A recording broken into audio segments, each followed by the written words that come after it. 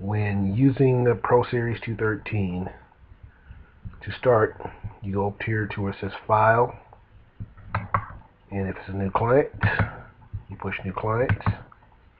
Make sure that you're in the right category.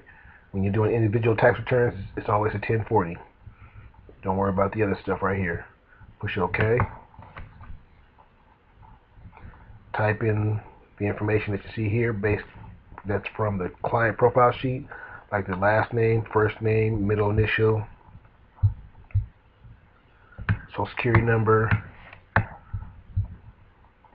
occupation, date of birth. If they are married, make sure you put their spouse's name over here and their information over here.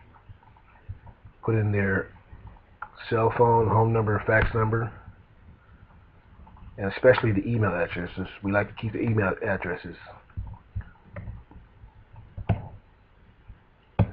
Make sure you put in the current address. Always ask them about the current address. Don't just assume by looking at their driver's license or the information on the profile sheet. Also ask them if they live in an apartment or a house, because we want to make sure that their check goes to the right place.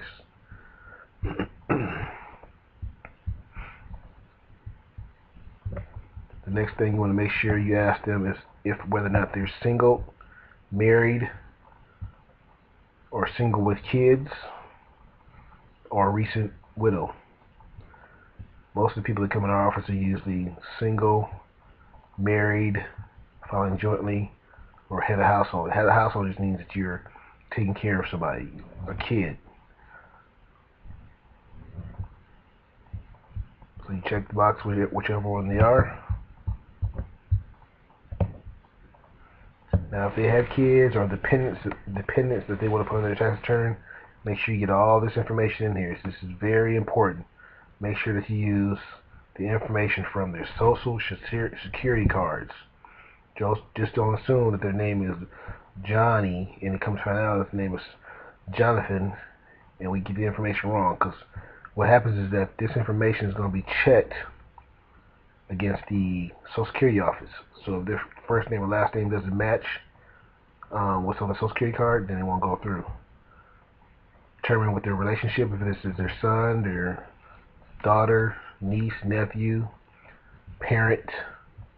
Okay, that's very important, because it's a little thing right here to tell you it has to be daughter, son, foster child, stepchild. As you can read, you just click which one you think it is. Put in their birth date. And right here, it determines whether or not they'll get a credit for the use of this person right here. So if it's somebody who lives with the client, this is which one you pick. If they don't live with the client, so on and so on. Now, the most important thing when it comes to dependents, especially kids, is this earned income credit. Make sure you put in the E for qualifying child.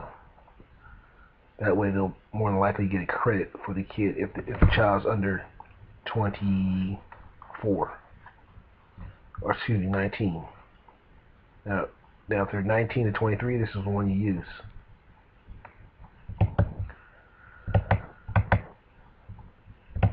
Okay, they always live with their client for at least 12 months. If that person goes to college, not elementary, middle school, or high school, only if they go to college, then you click this box right here, and it'll go to another tab.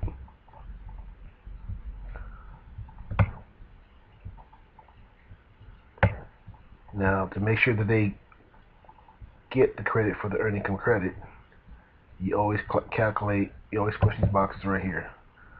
Knowing yes, is a taxpayer or spouse qualifying child for another person? No. Was the taxpayer home in the United States for more than half a year? Yes. Okay. This stuff right here shouldn't apply to the majority of people you do. So don't worry about this part right here. And the most important part now is your code.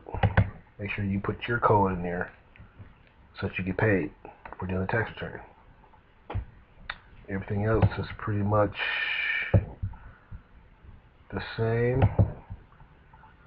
You want to click here to make sure that we can send it electronically, and this will be all set up for you before you even come in. So that part you don't have to worry about. So that's how you enter a new client from the client profile sheet.